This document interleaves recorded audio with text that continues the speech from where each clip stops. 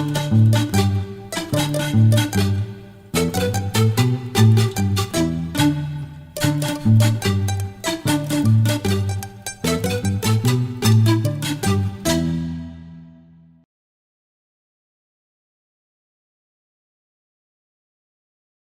a escuchar la presentación de Marita Salas, de la Universidad Nacional Mayor de San Marcos, y va a presentar su trabajo sobre antropología y biodiversidad, conocimientos tradicionales y protección del patrimonio biocultural colectivo en la Asociación de Comunidades del Parque de la Papa en Piza, Cusco. Posteriormente, Eri Pajares, de DESCO, Investigación de Futuros, va a presentar el trabajo Gestionando el Cambio Climático en los Paisajes Culturales Andinos.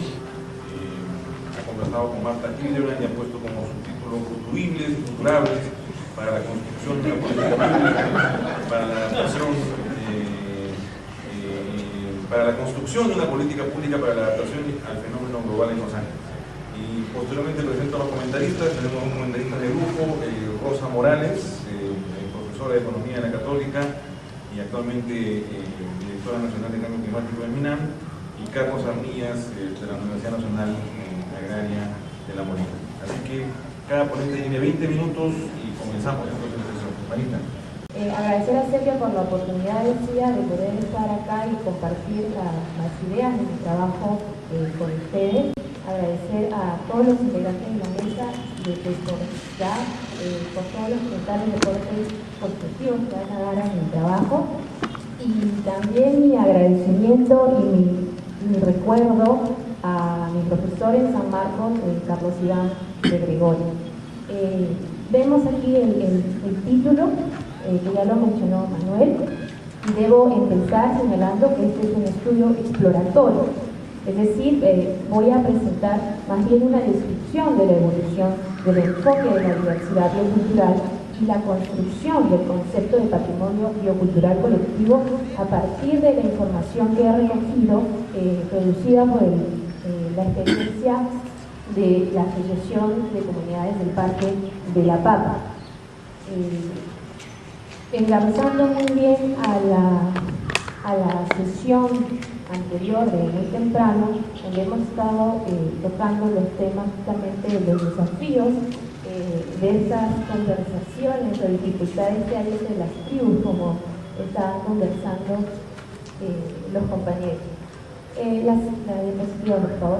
Tenemos que hacer algunas precisiones antes. Señalar que en el mundo contemporáneo encara problemáticas en relación a la protección y conservación de la diversidad biológica, sea de un país o una región. Esto ha generado también empezar a cuestionarnos sobre las dicotomías establecidas por las ciencias modernas y la caracterización que ha elaborado Occidente sobre la naturaleza, concebir a esta naturaleza siempre como ausente del ser humano, ¿no? Esto gráficamente se nos viene a la cabeza con facilidad cuando pensamos qué cosa es la Amazonía.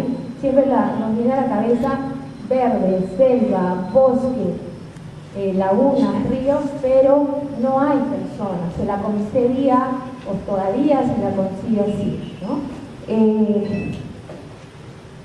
Tenemos también que se están identificando o se está haciendo mayor visibilización de lo que se denomina hotspots de biodiversidad o puntos de alta concentración de biodiversidad, que coinciden primero, una primera coincidencia es con los espacios geopolíticos de los estados modernos, pero también, además, hay una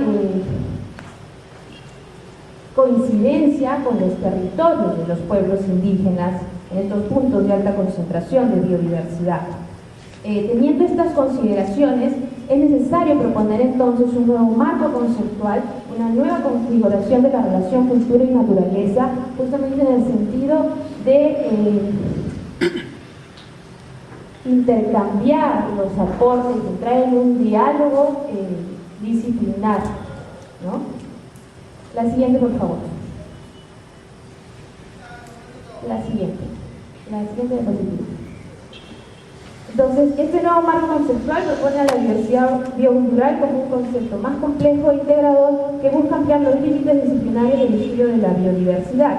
Busca ir más allá de la dualidad cultura y naturaleza para reflejar la visión holística del mundo de los pueblos indígenas, donde cultura y biodiversidad se abordan más bien de manera conjunta.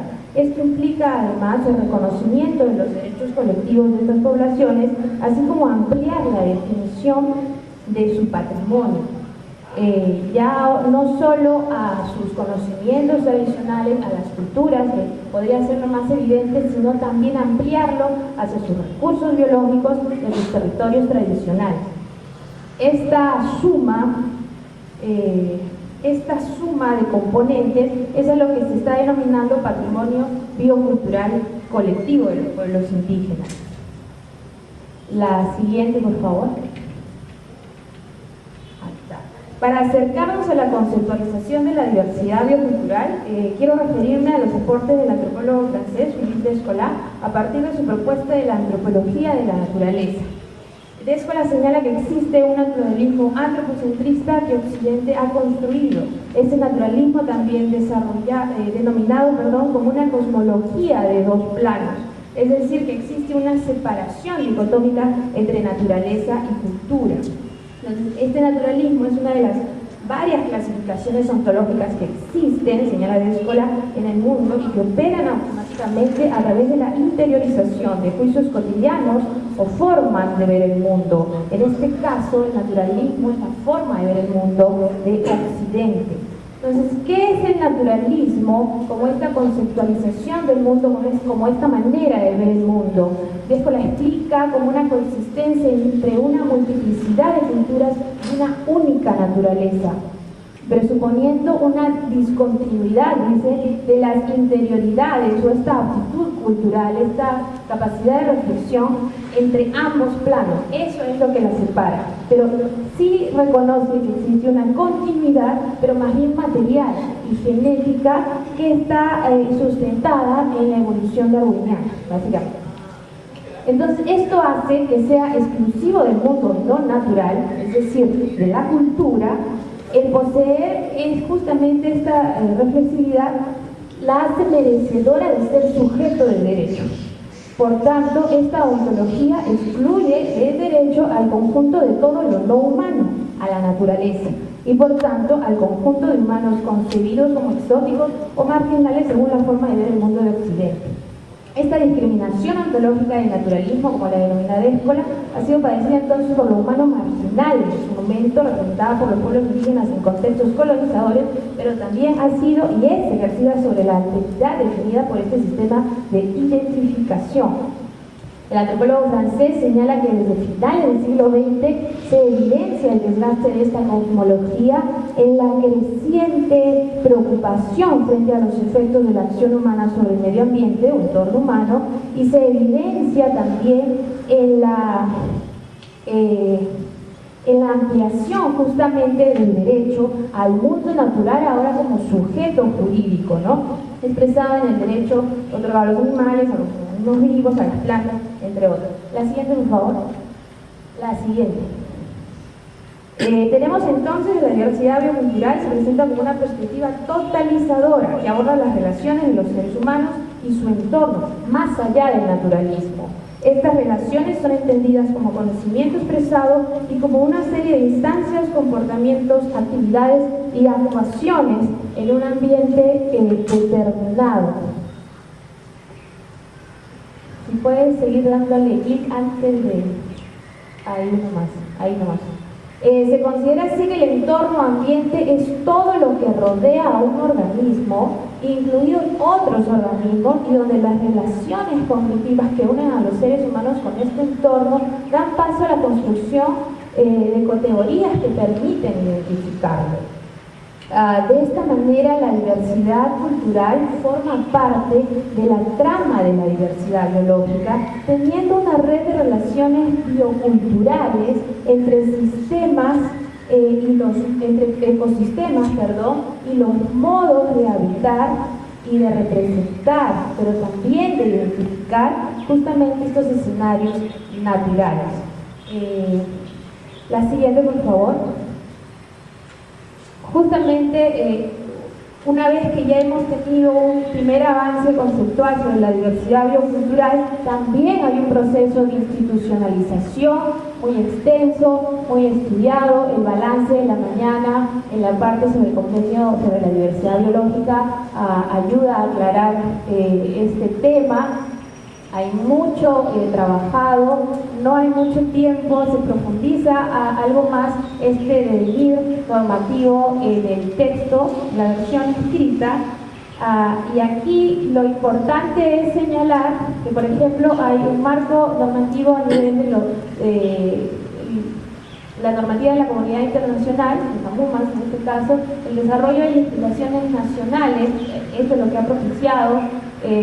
Otro punto importante que yo he recalcado son los derechos, el reconocimiento de los derechos de los agricultores del sur, y a nivel ya de la región andina, en este tema es la decisión 391 de la Comunidad Andina de Naciones, que versa sobre el acceso soberano a los recursos genéticos.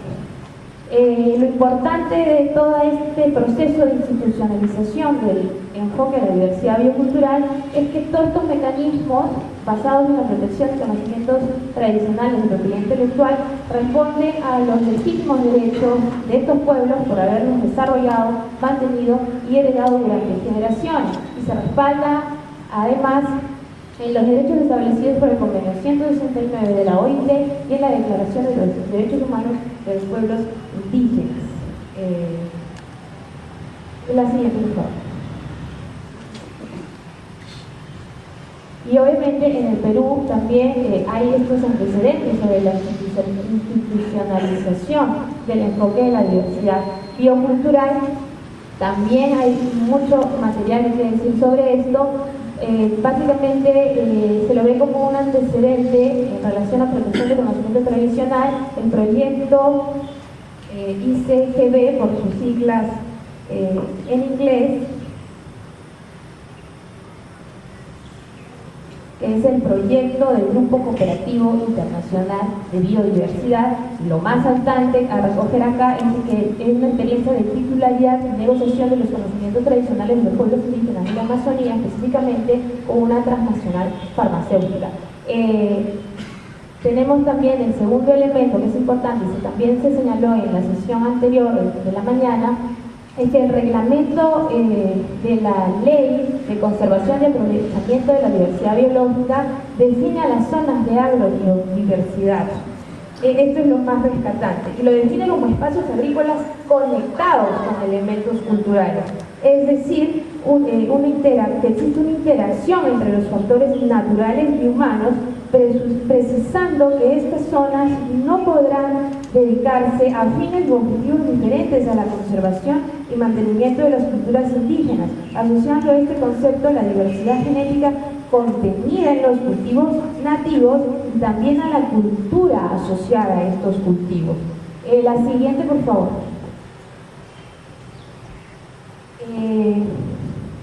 Tenemos en el 2002 ya el régimen de protección de los conocimientos tradicionales de los pueblos indígenas vinculados a los recursos biológicos, la ley 17811, que acoge las disposiciones del convenio 169 de la OIT, del convenio de la diversidad biológica, y la decisión 391 de la Comunidad Andina de Naciones,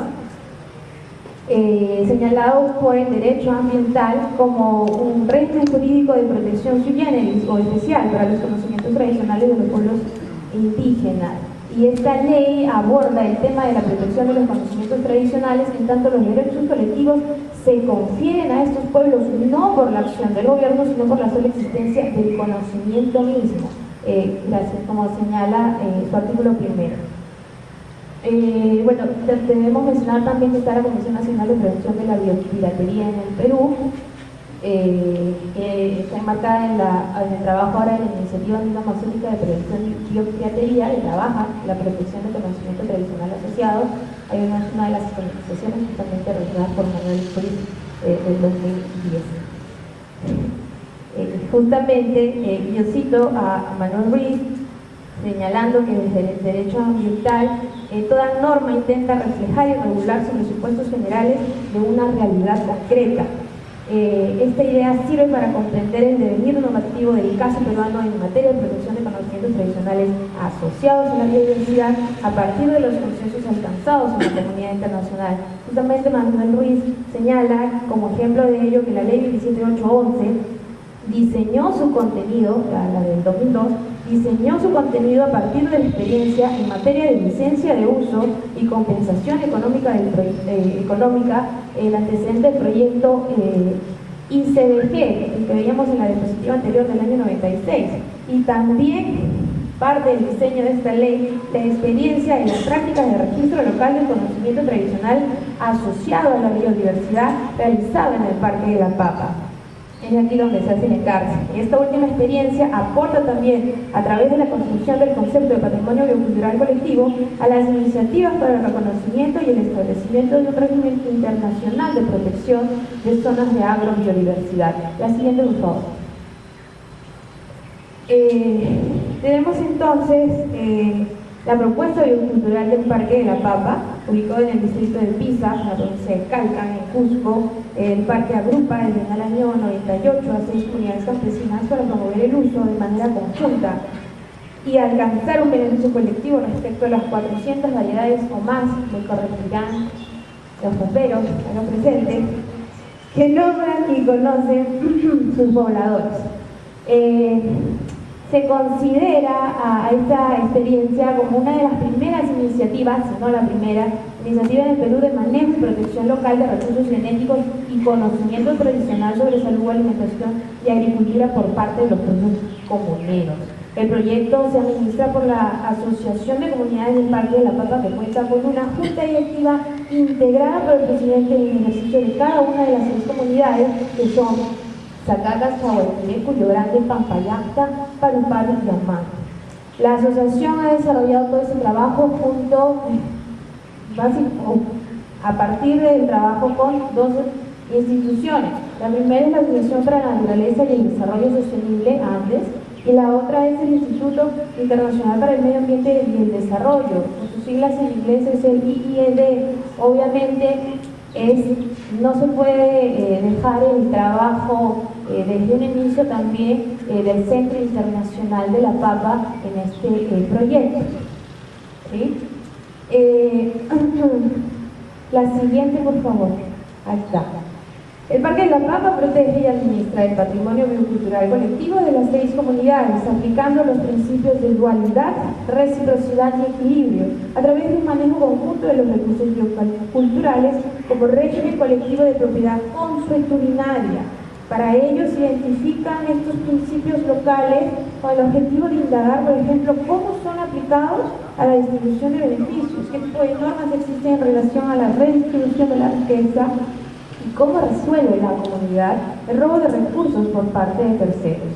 El reto de abordar estos temas bajo el enfoque de la interrelación entre el sistema de conocimientos locales y las prácticas de derecho consuetudinario es de velar hasta qué punto estos 3 principios siguen vivos en las normas sociales de las comunidades del parque de manera consciente o inconsciente.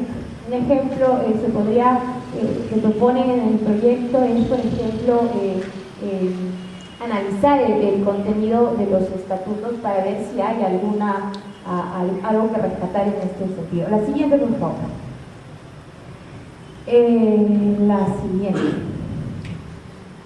siguiente. Ahí está. Dale. Ahí. Es así que el proyecto Parque de la Papa identifica una relación entre la protección del conocimiento tradicional y el derecho consuetudinario, basado en que el sistema de conocimiento tradicional está integrado, además de los propios saberes, por las creencias espirituales, los paisajes y los recursos naturales de los pueblos indígenas.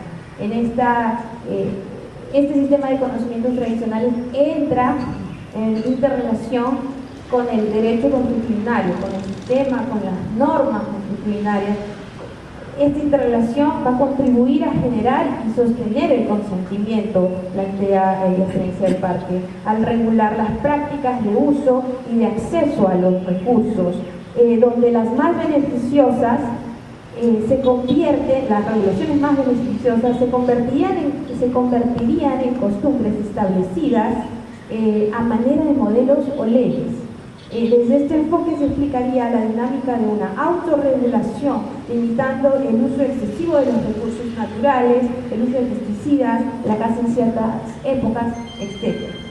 El proyecto observa que a nivel local no hay distinción marcada entre las normas, los conocimientos, las prácticas y las creencias, es decir, no es explícita la interrelación entre el sistema de conocimientos y el derecho consuetudinario, existiendo más bien una interrelación, ¿sí?, entre el paisaje y los regímenes de propiedad colectiva de los recursos.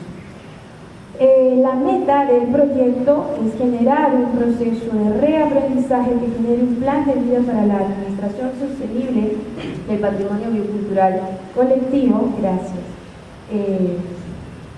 de las comunidades, entrando en concordancia con su cosmovisión, con sus conocimientos y sus prácticas tradicionales para mejorar la calidad de vida de las poblaciones locales. La siguiente, este es ya lo que es la definición del patrimonio biocultural colectivo construido a partir del trabajo del Parque de la Papa. Lo leemos: el conocimiento, innovaciones y prácticas de las comunidades indígenas y locales que son mantenidos colectivamente y están inextricablemente unidos a los recursos y territorios tradicionales, a la economía local, a la diversidad del género, a las variedades, a las especies y ecosistemas, a los valores culturales y espirituales y las normas consuetudinarias moldeadas dentro del contexto socioecológico de las comunidades. Con este concepto es que específicamente se promueve iniciar un proceso de desarrollo de un sistema o tratado internacional vinculante para la protección del patrimonio cultural indígena, específicamente en el Foro Permanente sobre Cuestiones Indígenas de la ONU, para de ahí solicitar, por ejemplo, a la Conferencia de las Partes del CNB, a la FAO y a la OMPI incorporar este enfoque. La siguiente, por favor. Luego de haber trazado muy rápidamente el recorrido del enfoque de la diversidad biocultural con miras a establecer un régimen de protección del patrimonio biocultural colectivo, he querido plantear de una manera de conclusión algunos desafíos y retos que afrontan para alcanzar justamente esta ampliación del concepto de patrimonio de pueblos indígenas vinculando naturaleza y cultura. Primero, rápidamente, es necesario superar los límites de la sostenibilidad ambiental que ve en la biodiversidad un activo de desarrollo, pero no considera las especificidades sociales, culturales, políticas y económicas de las poblaciones. En este contexto, la antropóloga Patricia Olar, por ejemplo, señalaba que la adhesión del Perú a la normativa internacional en general, específicamente al Convenio sobre la Diversidad Biológica, o la misma promulgación de la Ley 27811 que veíamos hace un momento, no estaría acorde a la realidad del sistema educativo y de salud del país, que chocan con el desprestigio y la exclusión de las culturas de los pueblos indígenas y el quiebre de los canales de transmisión de los conocimientos tradicionales de generación en generación, por ejemplo, por factores como migración. Obviamente en los últimos años la coyuntura o el enfoque del gobierno no ayudó mucho a superar esto. Se necesita entonces existe la necesidad de una propuesta alternativa que replantee la posibilidad de alcanzar una sostenibilidad ambiental acorde con estas poblaciones, conocimientos tradicionales asociados a fines industriales, lo que va a aumentar el deterioro ambiental y la vulneración de la subsistencia de los pueblos indígenas. Este contexto ya dificulta la aplicación de la normativa internacional sobre conocimientos tradicionales en los marcos jurídicos nacionales, más aún si consideramos un actual modelo extractivista en el que estamos. Y que se superpone frente a las iniciativas y los intereses de desarrollar e implementar los consensos internacionales sobre pueblos indígenas, sobre biodiversidad y de manera más general sobre derechos humanos. Y por último, y creo que también es lo más importante, seguir indagando, profundizar más sobre los alcances y los límites de los mecanismos de participación y aplicación del enfoque de la diversidad biocultural por parte de las mismas comunidades. Ver realmente el rol protagónico de las comunidades en estos procesos de construcción de conceptos. no solo en el Parque de la Papa, sino en cualquier otra experiencia a nivel nacional o en la región que integre e implemente el reconocimiento del patrimonio biocultural colectivo de los pueblos indígenas a partir del enfoque de la diversidad biocultural. Gracias. Bueno, entonces pasamos a la segunda presentación de Eric Pajares. Entiendo que es un paper coautorado, Eric, ¿no? Con Oscar Toro y Luis Hernández,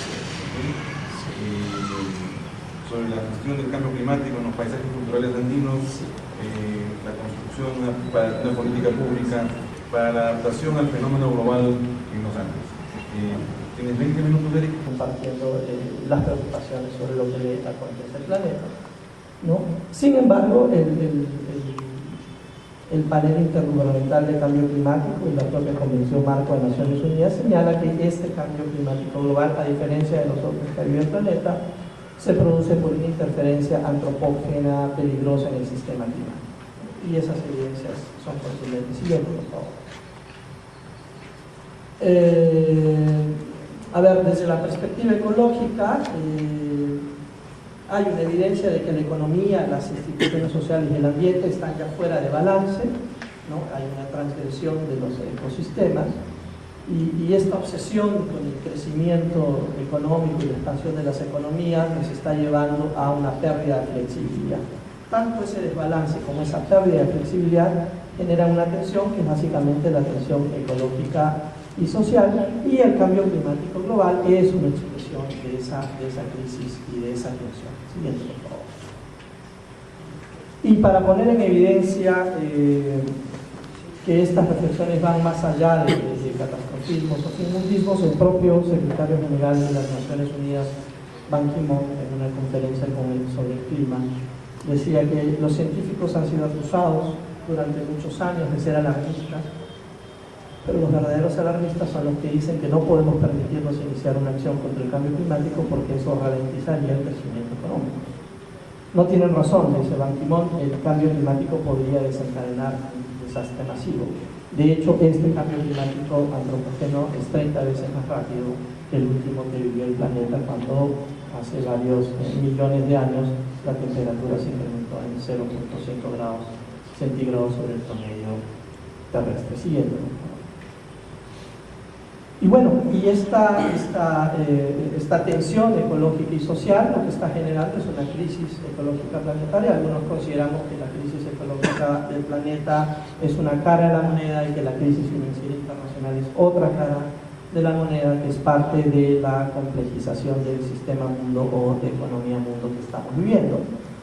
Cuando hablamos del colapso civilizatorio como punto de llegada de esta crisis civilizatoria, no estamos diciendo de que la Tierra va a desaparecer. Estamos hablando de una repentina pérdida de complejidad sociocultural y una transformación completa del modo de vida tal como lo define Tainter, ¿no? Lo que Tainter plantea es que las sociedades, cuando dependen excesivamente de la tecnología, tienden a complejizarse. Eso genera mayores gastos en recursos, en defensa, en administración, en energía, y al final los sistemas se vuelven ineficientes, la vulnerabilidad se incrementa y las sociedades se desploman, ¿no? Por allí, en otro caso, podría hasta ponerse el ejemplo de los mayas, por ejemplo, y cómo su complejización llevó a un desplome, como lo plantea Sornell. Siguiente, por favor. Pero aquí hay una cuestión que nos parece importante, que tiene que atenderse desde el diseño de política pública y de toma de decisiones enteradas. Maruyama, citada por Morir, dice que cada cultura tiene algo de disfuncional, es decir, falta de funcionalidad, o que no funciona, de mal funcional o de funcionamiento en el mal sentido, y de toxifuncional en el sentido de que provoca daños a partir de su propio funcionamiento. Y esto tiene un correlato en la siguiente imagen. Siguiente, por favor. El siguiente, ustedes ven allí, esta es la curva de ascenso de gases de efecto invernadero. No es una coincidencia que aparece en el año 1800, probablemente hay una coincidencia allí que hay que analizar entre incremento de gases de efecto invernadero y revolución y procesos de civilización en el planeta, ¿no? La siguiente, por favor. Y allí tenemos, allí vemos el consumo anual de energía primaria y cómo regiones del mundo consumen la mayor cantidad de energía primaria o consumo en base a energía de recursos naturales, ¿no? Norteamérica, Europa y Asia son probablemente las regiones que más energía siguen consumiendo. A partir de los conceptos de malfuncionalidad, disfuncionalidad y toxifuncionalidad, sí cabe poner en cuestión entonces las causas de un problema como el cambio climático global. Barack Obama, en su discurso en Copenhague, decía: ya no se trata de discutir sobre las causas del cambio climático, sino de buscar las soluciones. Y creemos que sí es importante discutir sobre las causas, sobre todo para países como los nuestros, que tienen una alta diversidad biológica que se sustenta en sus sistemas de montaña. Siguiente, por favor. ¿No? Las constataciones científicas nos llevan básicamente a dos características del cambio global que engloba el cambio climático global. La primera, la rapidez con que este cambio ha tenido lugar en las últimas décadas. Y la segunda, de que sea una única especie, esencialmente el Homo sapiens, el motor de todos estos cambios. Siguiente, por favor. Hay una reflexión importante sobre cómo encarar de una manera distinta el cambio climático global, es decir, cómo pasamos del hecho científico al hecho social.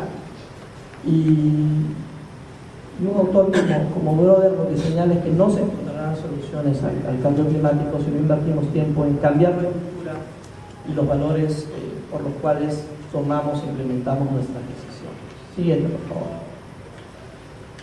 Precisamente a partir de la manera en que tomamos decisiones, hacia el 2030 la humanidad se estaría consumiendo el equivalente a 2 planetas en un año, y hacia el 2050 3 planetas en un año.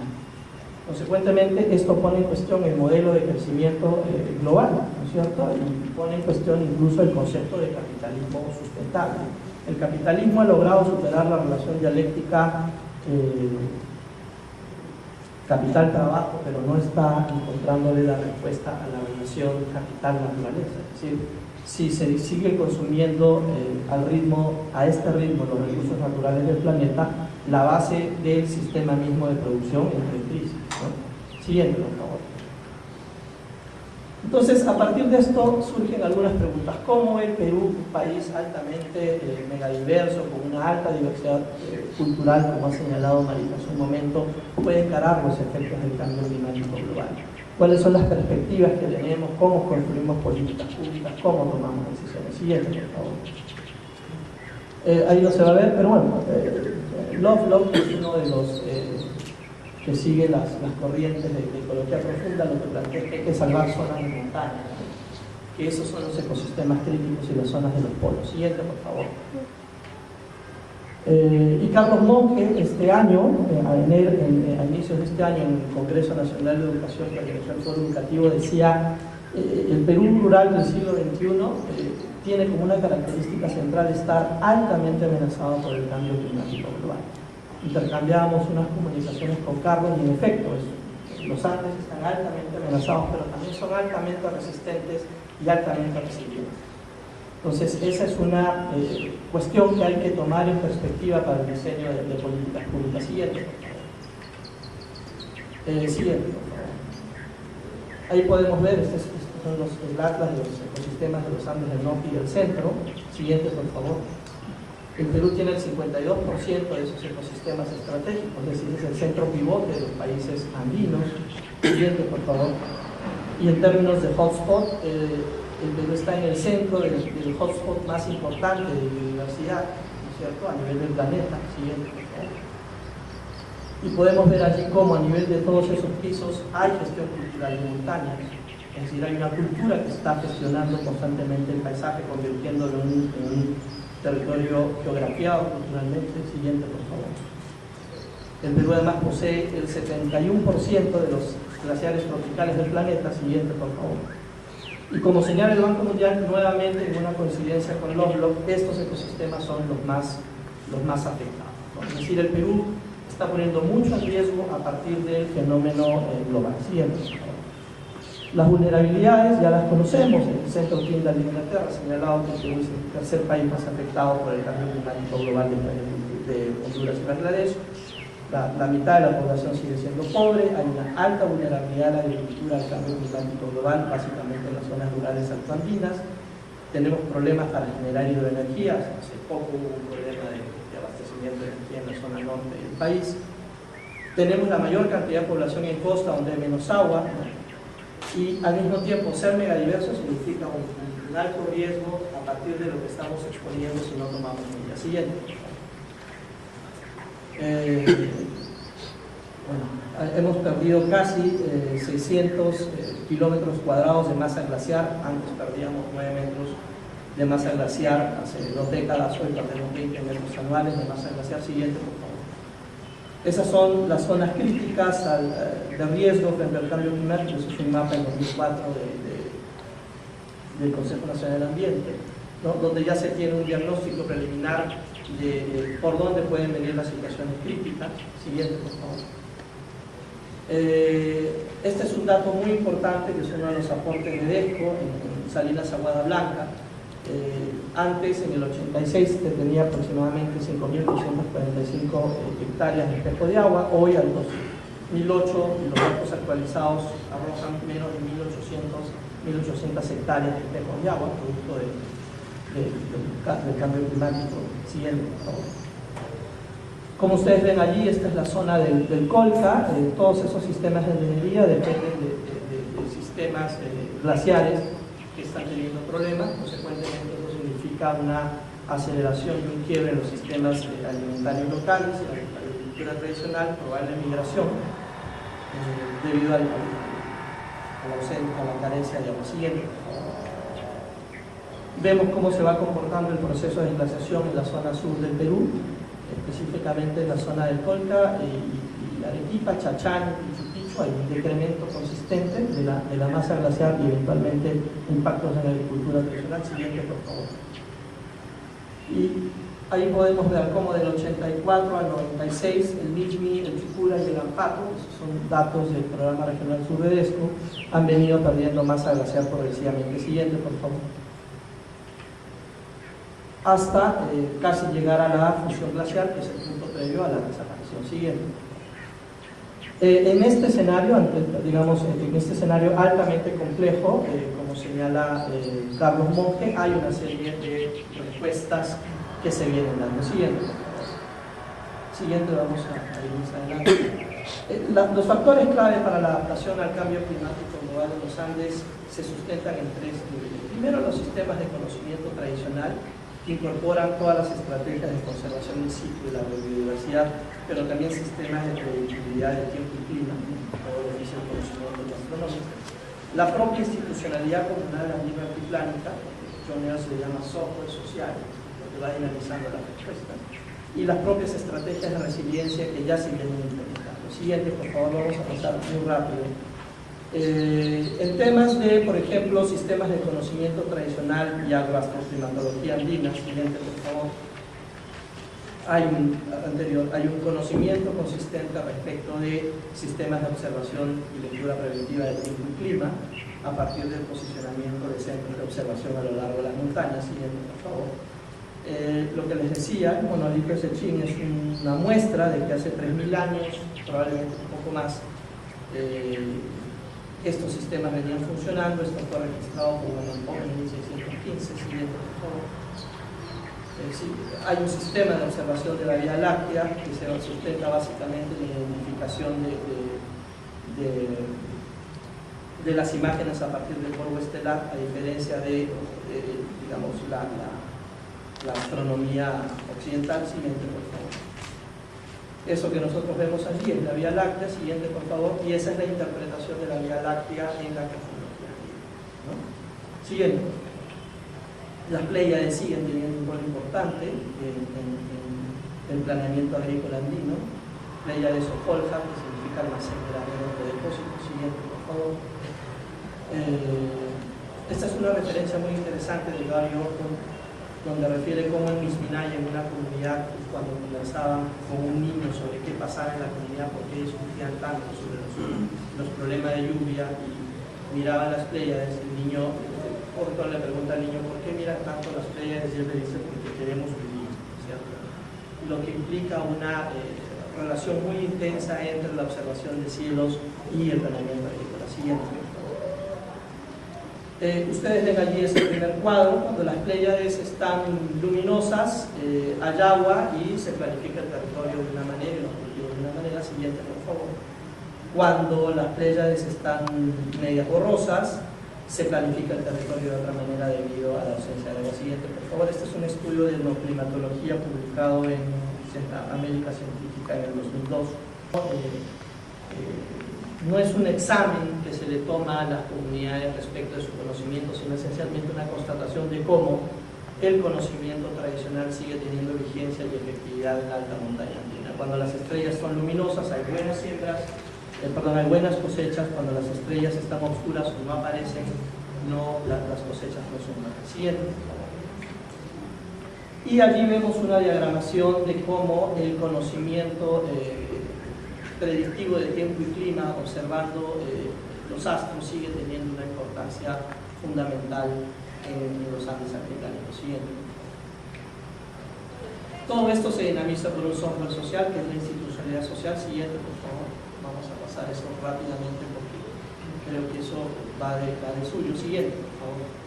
Hay toda una... Siguiente, sigamos pasando. Hay toda una institucionalidad social que va dinamizando todo este sistema de conocimientos tradicionales en un escenario en donde lo único permanente es la variabilidad, ¿cierto? Siguiente. Sigamos pasando.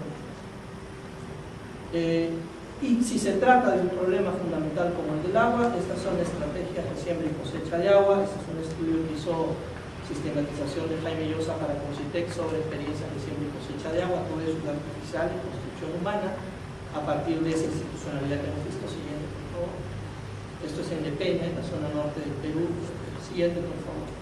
Esto es en Arequipa, el trabajo de descosura es muy importante, en Cayoma. Siguiente, por favor. Siguiente. Siguiente. Esto es en Andahuaylas. Este es una amuna, un tragadero de agua. Está puesto allí exprofesamente. Siguiente, por favor. Porque a partir de allí se va diagramando toda la cuestión del paisaje agrícola. Siguiente, sigamos pasando. Todo eso que ustedes ven allí, el paisaje agrícola construido, ahí al fondo ven las zapagas, las montañas, el guarazo. Estos son sistemas de construcción de canales que viene realizándose con precisamente la reconformación del tejido social. Siguiente, por favor.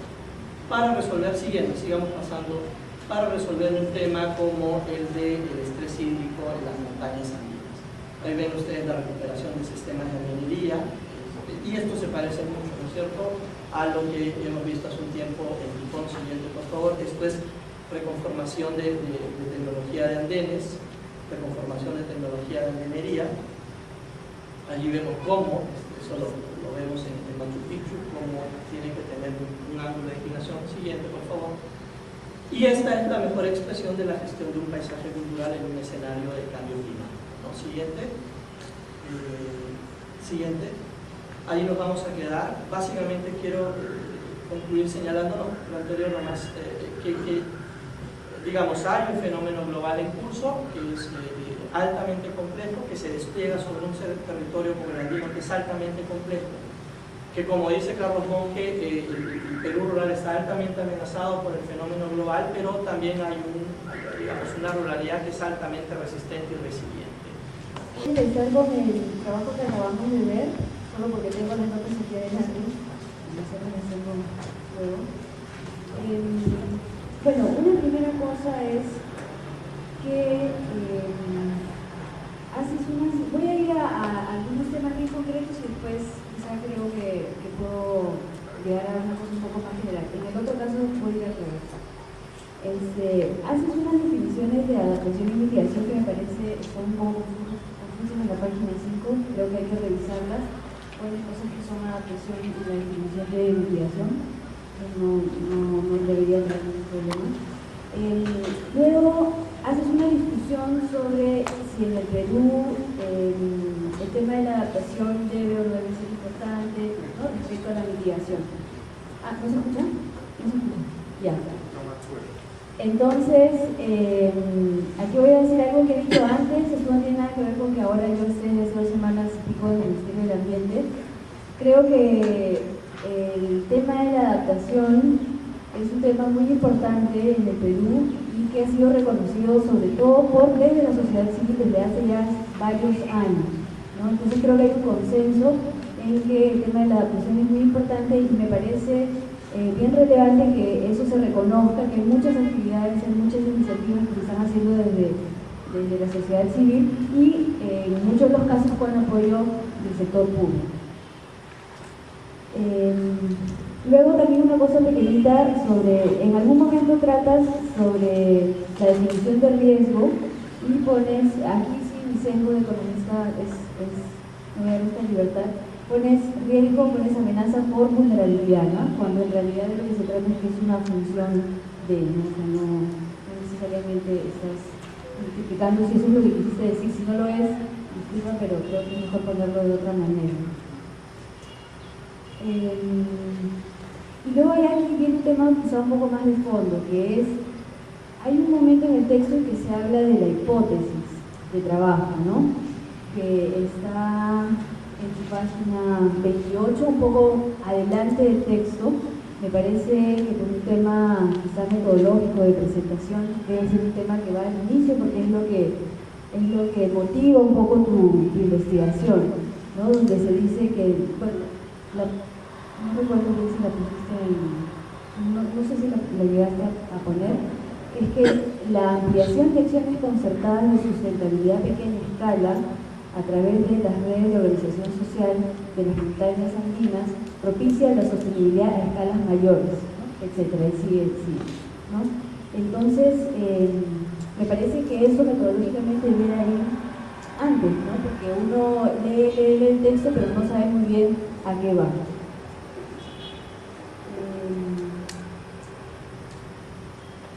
En ese sentido, y es algo que aquí he visto que han desarrollado muchísimo más que en el propio texto, hablan de 3 estrategias de resiliencia local que son bien concretas, ¿no? Que son la observación del viento y los astros, la conservación in situ de la biodiversidad y la domesticación del agua, ¿no? Referidos a conocimientos tradicionales. Eso no lo tratas tampoco suficientemente en el texto y responde un poco a tu hipótesis, ¿no? Entonces, esa parte debe estar un poco más tratada, más profundamente. Y finalmente, otro tema importante que desarrollas bastante también en tu marco es el tema de los futuribles y los futurables, ¿no? Los futuribles son lo que se supone que va a suceder, y los futurables es lo que queremos que suceda, ¿no? Entonces, en este sentido, 2 comentarios. Si estás usando esta metodología de la perspectiva, uno lo que esperaría después de haber identificado los futuribles y los futurables son los escenarios, ¿no? Que no llegas a esa parte, por un lado. Y por otro lado, cuando tú defines tanto tus futuribles como tus futurables, tampoco los desarrollas mucho. Pones el cuadro, pero no se ve cómo estos tienen que ver con los conocimientos tradicionales y con la hipótesis. No hay una relación muy clara entre estos elementos que saltan dentro de tu texto, pero que no terminan de redondearse, ¿no? Entonces, bueno, en tu texto yo creo que lo dejaría allí y pasamos al texto de Marita. Cuando yo empecé a leer estos textos, me di cuenta que eran más bien de corte antropológico y dije, uy, ¿no? Pero después, claro, el sepia tiene ese espíritu y está bien que nosotros de distintas disciplinas, cuando Alberto ya nos va a contar cuál es su disciplina, aprendemos también. Y a mí me gustó mucho el concepto de patrimonio biocultural colectivo, ¿no? Creo además que este texto hace una bonita revisión, un buen recuento de cómo se va acuñando este término a nivel internacional, hace una descripción histórica de los acuerdos y normas y se llega finalmente al concepto, que además es un tema bien relevante actualmente porque está relacionado pues, a los recursos biológicos, al territorio, a los conocimientos tradicionales y finalmente a la consulta previa, ¿no? Luego,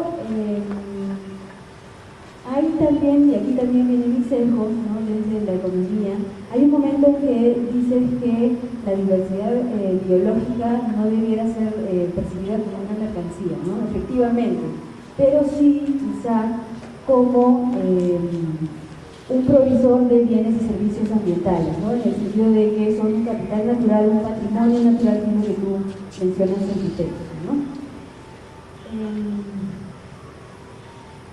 Luego, en tu página 2, tú propones 4 preguntas, y a mí la que más me llamó la atención fue la cuarta, que dice de qué manera y formas las disposiciones consensuadas influyen en los procesos y o experiencias de desarrollo local sostenible en estas poblaciones, y yo entendería que eso lo ibas a tratar mucho en el estudio de caso que presentas, ¿no? De parte de la PAPA.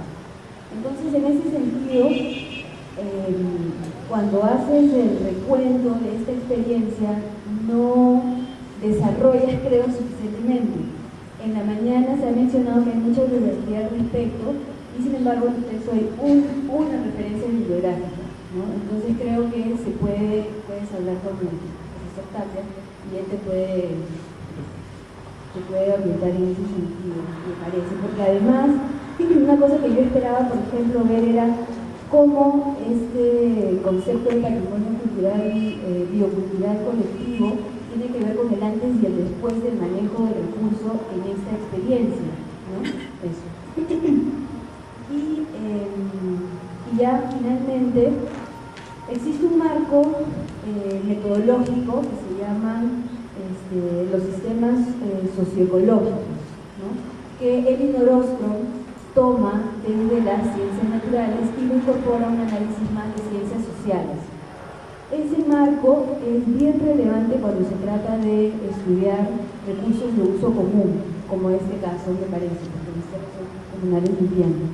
Entonces, no para ahora, obviamente, pero sí te sigue interesando el tema de los recursos de uso común y cómo se relacionan los distintos elementos importantes de esto, que son la parte ecológica, la parte social, la parte económica, la parte institucional, la parte normativa, todo eso entra dentro de este gran marco metodológico. Entonces quizá pudieras revisarlo para hacer algún análisis posterior también de este caso u otro, ¿no? Bueno, yo voy a seguir un tema de comentarios para mantener la costumbre.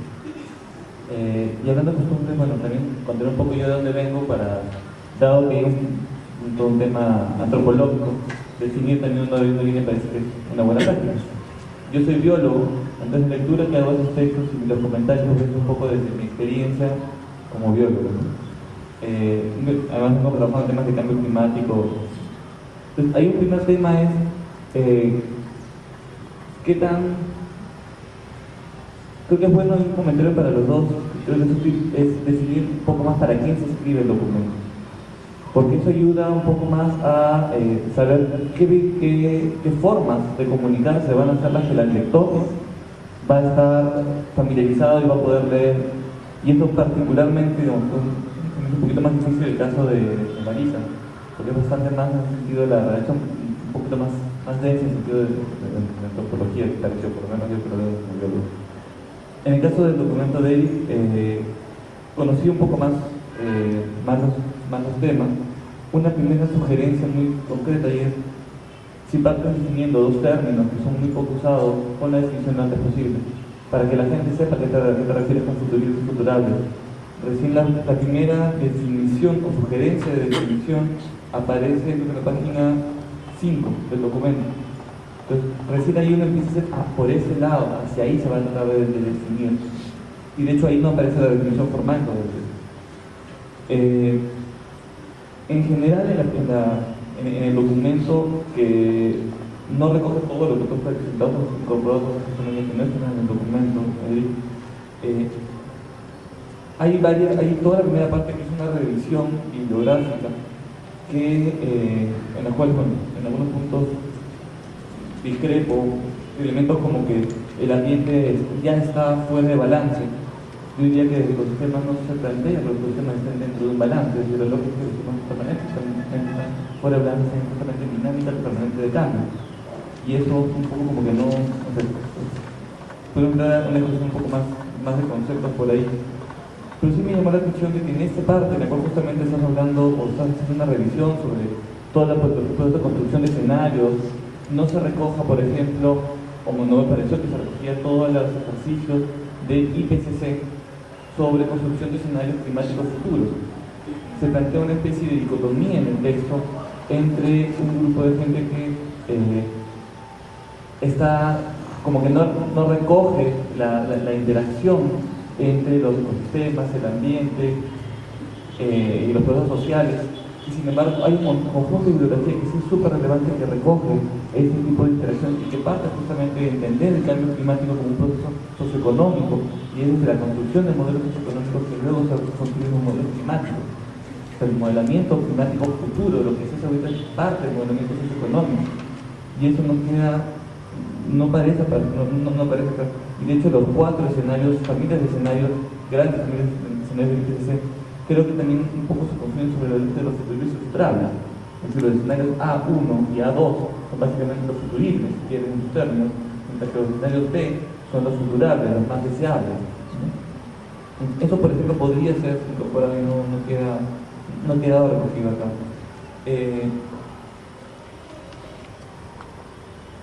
Otro de los elementos es este supuesto de que se recoge mucho, ¿no?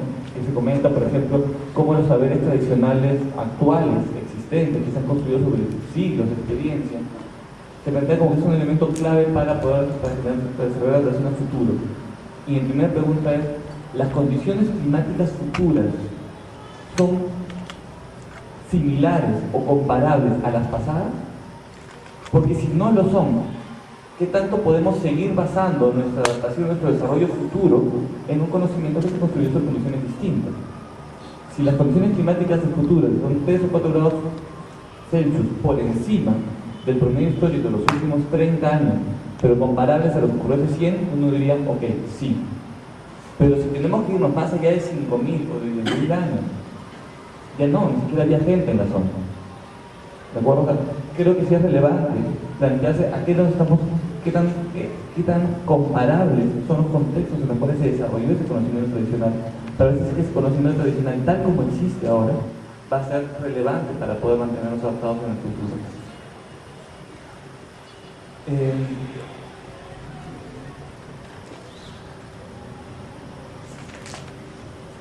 Creo que sería bueno todo lo que es revisar el cuarto reporte, creo que sería bueno porque no se cita mucho, hay más reportes a alimentos más antiguos.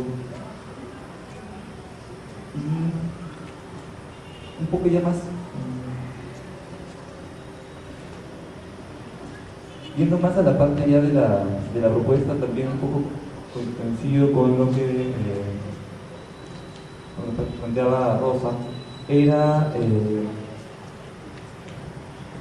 estos escenarios que tú planteas al final están construidas sobre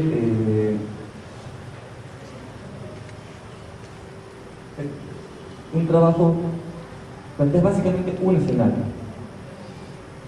deseable, un escenario posible, y esos escenarios no son que queda poco claro cómo han sido construidos, sino que creo que sería particularmente interesante desarrollarlo en mucho mayor profundidad de cómo se pueden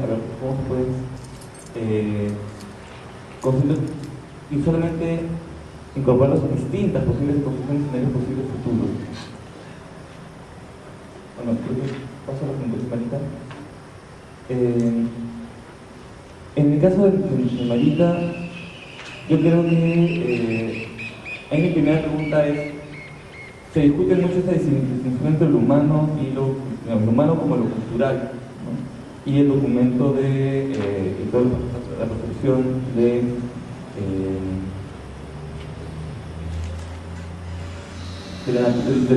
la naturaleza. Y incluso hay una frase así como que para entender la biodiversidad, ¿no es cierto? Una frase de Rossi, la concepción de la investigación del concepto de biodiversidad conlleva un ineludible componente cultural. Entiendo que es un investigador que trabaja desde la antropología, y ahí yo me pregunto si es que se necesita la cultura para entender la biodiversidad, o la biodiversidad existe sin los seres humanos. Pareciera desde la definición que la biodiversidad no existe sin los seres humanos. Y ahí yo creo que sí discutiría, ¿no es cierto?, desde mi carrera, desde mi sesgo, por lo menos, que eso creo que no es así. Y ahí el otro Otro de los elementos que veía cuando revisaba las definiciones que se plantean era primero qué es lo que ocurre cuando un conocimiento tradicional se mezcla con la ciencia. O sea, cómo puede integrar conocimientos tradicionales con conocimientos científicos. Ese nuevo conocimiento que en qué rubro queda, como curiosidad. Pero también me parecía difícil de algunas definiciones que se plantean algo como parecen como muy amplias. Suenan interesantes, pero me parecen muy difíciles de aterrizar en términos concretos y operativos. Elementos como las interacciones entre las zonas de biodiversidad, como pueden ser vínculos conectados con elementos culturales de interacción entre los factores naturales y humanos. Esto tiene prácticamente casi toda la biosfera. O sea, ¿qué no tiene esas interacciones en este momento a nivel global? O sea, es muy complicado de operativizarlo y aterrizarlo en un sector. Lo mismo con qué se entiende por tratando de buscar cuál es el elemento clave, ¿no es cierto?, de saber cuál es lo diferencial. Iba por el lado de lo que es conceptos que son mantenidos colectivamente. Pero ¿cómo se entiende un conocimiento que es mantenido colectivamente? Y eso de ahí un poco también pensando en lo que es las individualidades. Yo no sé si se podría desarrollar más, supongo que más antropológicamente esa discusión. Y finalmente, solo dos comentarios más. Se plantea esta lógica de que están interconectados todos los elementos, ¿no? Hay una conexión entre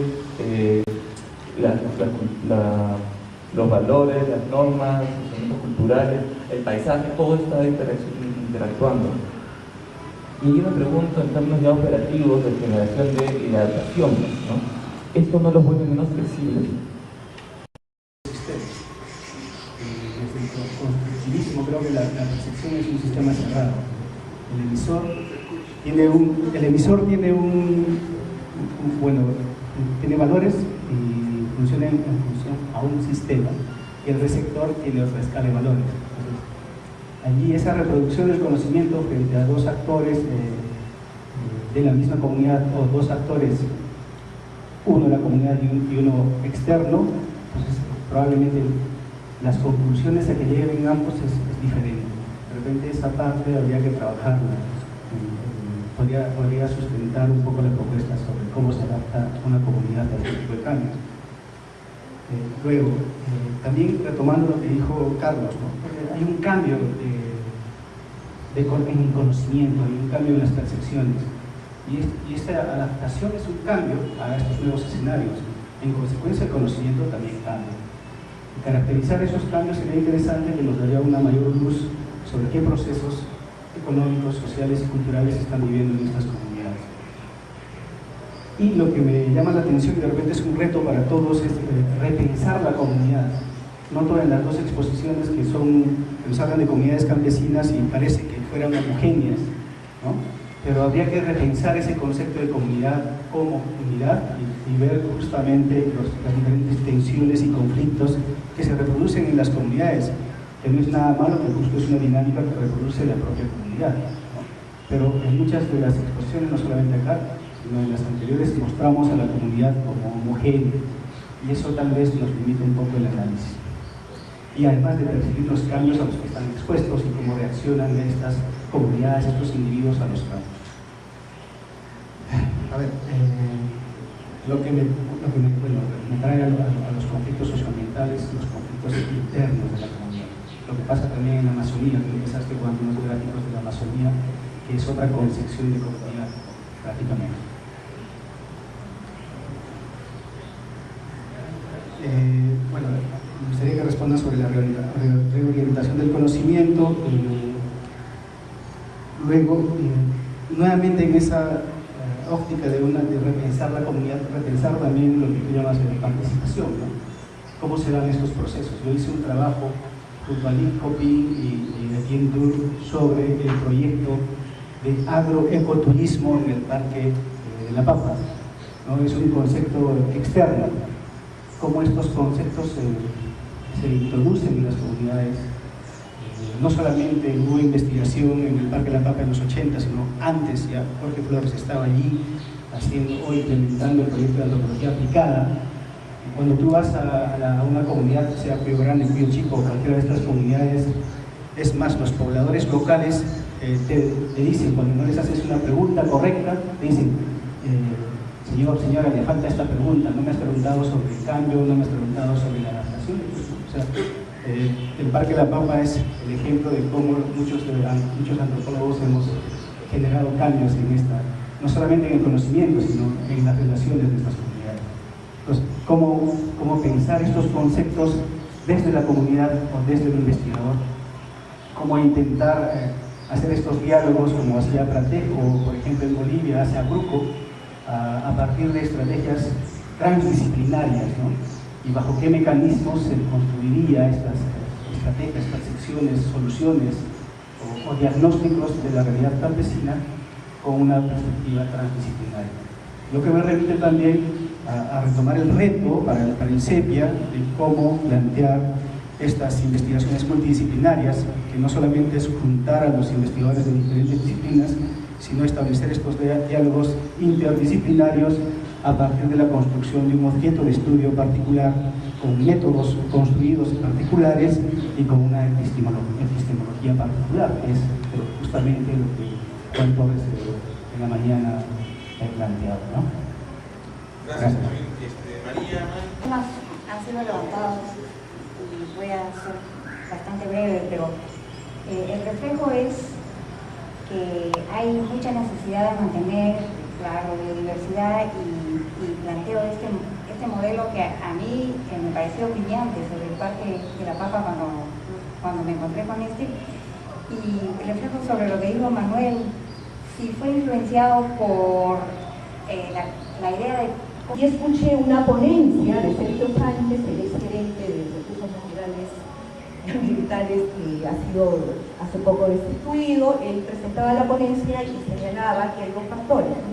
Que ha crecido la población, pero el factor desencadenante ha sido que hay dos ríos que alimentan a la planta del Milagro, Río Grande y Río Porcón. Todos hemos ido a Porcón, ¿cierto? Porque aquí no hay... Y del río Porcón, lo que pasa es que el caserío afectado desvíe 40 litros por segundo. O sea, me han quedado 15 litros de una mano y el río Grande ya ha bajado su caudal. Y de esos 40 litros por segundo, 8 van a Porcón y 32 van para la minera, ¿no? Entonces, no está lejano, o sea, ya no es el asunto solo de la calidad de agua, que ya es un problema, como decía un entendido, decía, el cianuro tiene un límite permisible, estamos con un cianuro permitido por el límite máximo permisible, pero lo que no toman en cuenta la salud de los que tomamos agua en Cajamarca, decía él, es que el efecto es acumulativo, un pequeño problema. Entonces tenemos un problema de calidad y un problema de disponibilidad, y no estamos todavía con gran afectación, digamos, en términos del cambio climático. Pero si seguimos pelando la cabecera de cuenca, que es lo que está luchando la gente, porque ya la mitad en minería, la mitad ya no nos pocas, esas están planteando la intangibilidad de las cabeceras de cuenca como estrategia de adaptación y de lucha al mismo tiempo. Entonces yo creo que por eso me he atrevido a relativizar, porque nos podría permitir decir, ya están ellos, nosotros como urbanos hay un problema de conflicto intercultural, de visiones, de conocimiento. Siempre ese problema es lejano, ajeno, de menor categoría, ¿no es cierto? Solo unos cuantos ahí que nos encontramos, pero no, va a ser nuestro, ¿no? Y es mejor que hagamos escenarios de futuro. Gracias. Del departamento de Amazonas y de una intervención que he hecho amazónica en la parte de la unidad de Comacoche. Cuando empecé a hacer agronomía, como que me fracturaron, ¿no? Como que me parcelaron, como decían ahora en la tribu. Ahora que ya estoy diciendo más o menos de cierta edad, vuelvo a mis raíces y me vuelvo más holístico, más complejo. Aquí quiero llegar en el sentido de que mi abuelo, por ejemplo, me comenzaba a ciertos mitos. Entonces, los mitos son estudiados desde los antropólogos, de ciencias sociales, pero no desde la biología, por ejemplo, ¿no? Entonces, estos mitos en la selva que abundan, que son con respecto al cuidado de la naturaleza, tienen relación. Entonces, mucha gente dice que estos mitos son cosas de locos, que no se entienden, de antiguos. Pero, sin embargo, tienen mucha vigencia, los antropólogos ya en eso. En la selva, por ejemplo, hay muchos mitos de cómo no se debe cazar. Mi abuelo me comentaba, mi abuelo era un gran cazador de osos, de monos, ¿no? Y cuando salía muchas veces a cazar, se salía la mamá en sus sueños Él me contaba que en sus sueños salía la mamá de los animales, una viejita, que le amenazaba, ¿no? A mi abuelo, entonces dejaba de cazar. Entonces, pero esos sueños son mitos que son como sueños, pero son mitos interesantes. O los que son pescan en el río, cuando salen muchos días a pescar, siempre sale la mamá de las aguas, puede ser una serpiente rara, ¿no es cierto?, con alas y pum, le pega un cachetadón al pescador y ya no vuelve a pescar. Entonces me parece importante porque esos mitos en el fondo no hay en la sociedad de derecho ambiental, ¿no es cierto?, no hay con el medio ambiente, o sea, digamos, estas sociedades, ¿no es cierto?, como no están en ese plano de la cultura que es, digamos, el derecho, crean sus propias normas de derecho, que son una forma de control, ¿no es cierto?, social por un lado, pero también de control de la naturaleza. A mí me parece importante cómo entre antropólogos y biólogos deberíamos echar un ojito, ¿no es cierto?, a este tema de los mitos, que son una cosa interesante. En otro sentido, yo creo que también el tema de cambio climático. A veces los meteorólogos están midiendo hechos, ¿no es cierto?, que se dan. O sea, miden la temperatura, fue un hecho que ya pasó en ese momento. Pero si, por ejemplo, observáramos el comportamiento de los animalitos, que son, que habla Mario, que hayamos esos indicadores micro, me parece importante. Porque esos animalillos pequeñitos, serpientes, cucarachas, arañitas, pareciera que tienen, de hecho, tienen, digamos, indicadores muy finos, digamos, como ser vivo, para, digamos, anticiparse a algún hecho que se puede ver en el camino, que puede ser un terremoto de gran intensidad.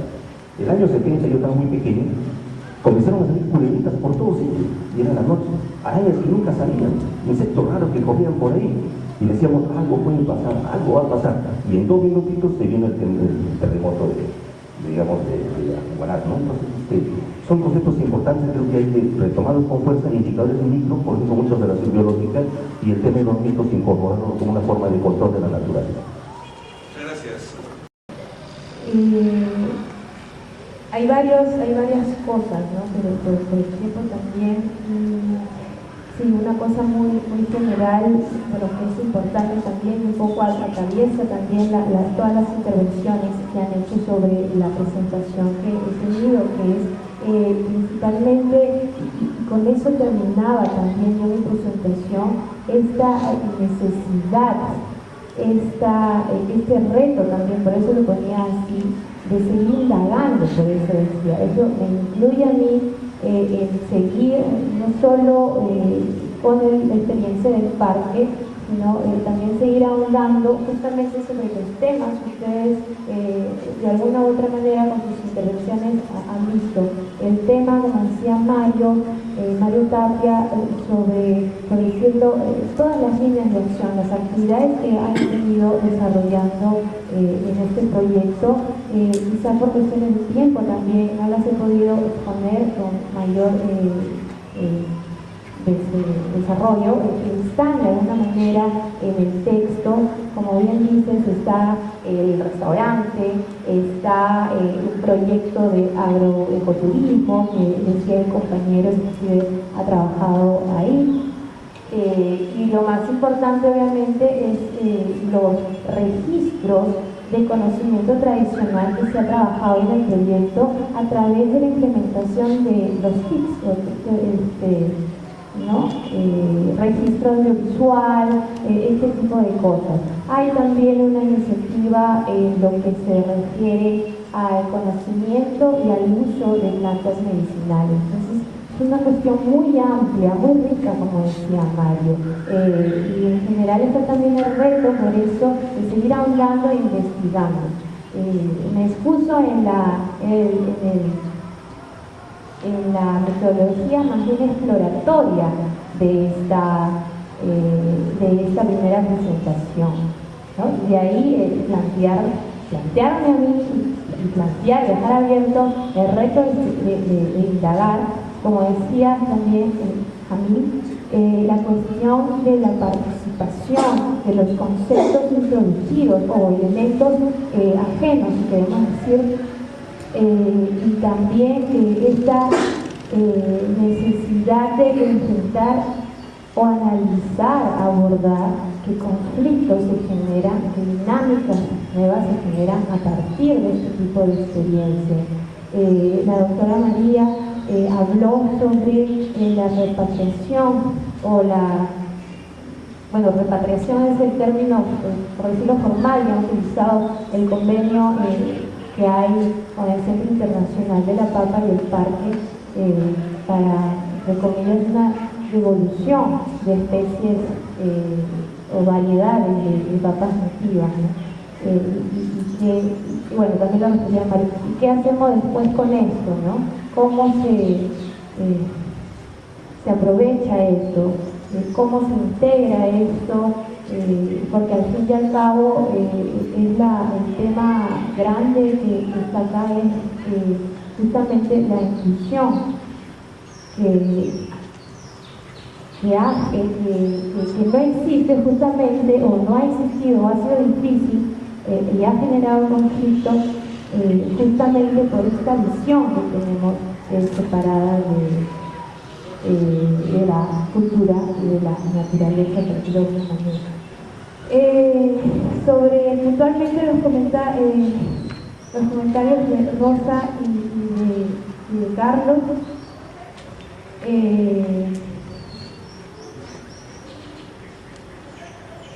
sí, pues lo que decía Rosa en la cuarta pregunta era un poco también, o sea, para ver la parte más aplicada, era un poco también de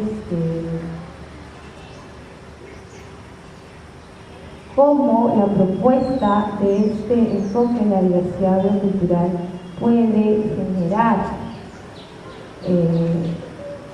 procesos de desarrollo sostenible en comunidades. Y pues falta desarrollar más este punto, junto con lo que ya venía mencionando. Y solamente para cerrar,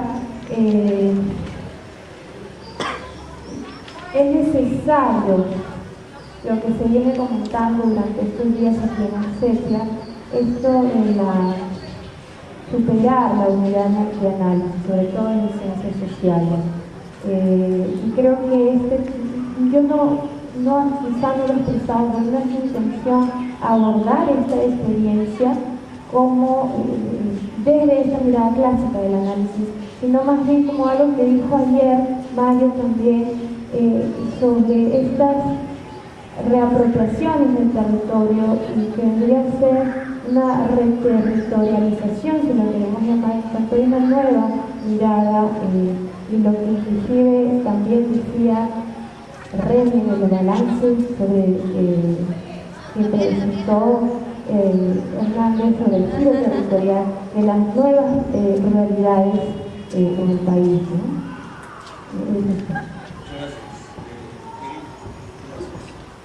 Sí, bueno, valoramos esencialmente los comentarios de Rosa Morales y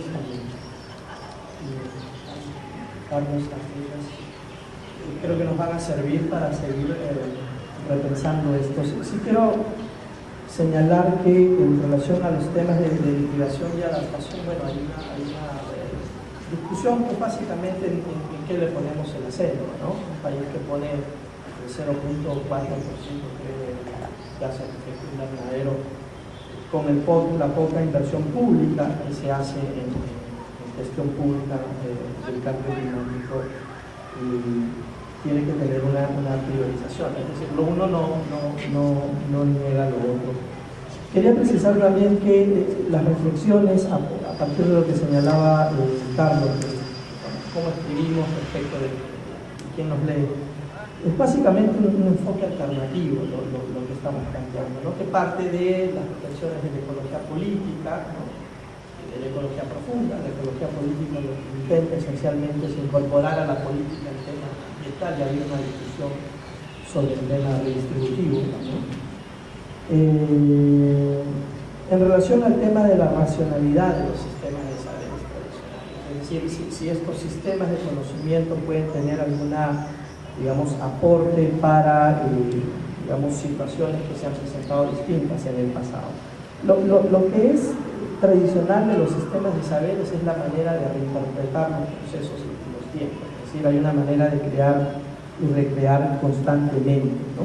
Recuerdo que hace un año, en una reunión con comunidades en la zona de Macará, unos amigos de Huancavelica, del núcleo andino de afirmación cultural, que me decían: nosotros no nos oponemos a que nos traigan lo mejor del conocimiento objetivo. Lo que queremos hacer es tener la posibilidad de reinterpretarlo, de acholarlo, entre comillas, y de saber si eso es válido para nuestro contexto cultural, geográfico, social y económico, ¿no? Esto es importante porque el diálogo de saberes, que es una frase muy manida y muy recurrida, que eso en verdad es un aporte de Enrique Lev, no plantea que el conocimiento objetivo va por encima del conocimiento tradicional ni viceversa, sino que lo que propone es una integración de esos conocimientos para generar una respuesta distinta, ¿no? Él le llama respuestas de lugar, de tiempo y espacio que se reflejan en el reconocimiento del otro diferente. En relación a la pregunta interesante de Mario Tapia sobre cómo identificar esos indicadores a nivel micro, meso y macro. Y creo que es un aporte el que alcanza Rosa Morales en relación al tema de la hipótesis y cómo profundizar a partir de los datos que hemos mostrado. Creo que esos indicadores van en relación con los impactos micro, meso y macro. El tema es cómo se genera, cómo pasamos de sustentabilidad a pequeña escala a una sustentabilidad de escala mayor. La hipótesis que nosotros planteamos es que esa sustentabilidad se genera a partir de una concertación, ¿no es cierto?, planificada, que se profundiza a nivel de ese software social que son las redes institucionales sociales. Y a partir de estas, la siguiente por favor, y a partir de estas reflexiones sobre complejidad ambiental, diálogo de saberes, la pregunta es cómo este aporte, que parte de otra perspectiva, se integra a la política pública, es decir, a la visión común y compartida de objetivos de corto, mediano y largo plazo sobre un fenómeno como el cambio climático global. Eso, digamos, podríamos asociar esto con el concepto de alfabetización ecológica que plantea Capra en un texto de ecología profunda, ¿no? Además, el texto lo que busca, y reitero nuevamente, el enfoque alternativo es plantear los alcances del cambio climático global como hecho social más que como un hecho científico. Es decir, hay una serie de elementos que la ciencia aporta para comprender el cambio climático, pero digamos, hay una fuerte discusión sobre cuáles son los alcances del cambio climático global como hecho social y de qué manera podríamos alternar estrategias para organizar la sociosfera con la biosfera. Siguiente, por favor. En relación al tema de ciudades y al tema de vulnerabilidad, de hecho, precisamente a partir del enfoque de la ponencia hemos querido digamos, hacer el énfasis en los ecosistemas de altas montañas andinas, los páramos de Piura, las Altas de Cajamarca y todos los ecosistemas de montaña de los Andes del centro y sur del Perú. Eso no niega la alta vulnerabilidad de las ciudades que están en zonas de costa, ¿no? Hay un problema de hidroenergía que tendríamos que empezar a mirar con tiempo. Países como Venezuela, Colombia y Ecuador han tenido hasta el año pasado problemas muy severos a partir del tema de hidroenergía, producto del tema del cambio climático. Colombia está pasando por un tema de inundaciones muy complicado que está alterando todo el tema de sus ciudades de costa, ¿no? Y para finalizar, yo lo que quería señalar es que esto es básicamente un intento por superar precisamente un sesgo disciplinar, avanzar hacia la construcción de un concepto transdisciplinar. Esencialmente es un intento, es una provocación, ¿no?, lo que hemos querido desarrollar en la idea de aportar enfoques alternativos. Un futurible, y ese es otro aporte que hace Rosa, es esencialmente un futuro posible o aquello que podría suceder. Un futurable es un futuro deseable y alternativo, y la investigación de futuros o la perspectiva no plantea adivinar el futuro, sino construirlo, ¿no? Como dice Peter Drucker, adivinar el futuro es muy difícil, así que es mejor construirlo. Y esas construcciones, entendiendo que hay una no linealidad hacia adelante a partir de un fenómeno complejo como el cambio climático, requiere una visión preventiva y planificada. Yo terminaba señalando o anotando una frase de Pierre Teilhard de Chardin que decía: en la escala de lo cósmico, solo lo fantástico tiene posibilidades de ser verdadero. Y lo rescataba a partir de un trabajo que hicimos hace una semana en Cusco, en Guaro, donde encontramos esta mandala de tiempo, que es básicamente la expresión de una relación intensa entre hombre, naturaleza y humanidad y cosmos, ¿no? Que es una visión que supera incluso las percepciones de la ecología profunda. Así que yo agradezco muchísimo los comentarios de los panelistas y de la mesa, pero subrayo, esto ha sido esencialmente un intento de progreso.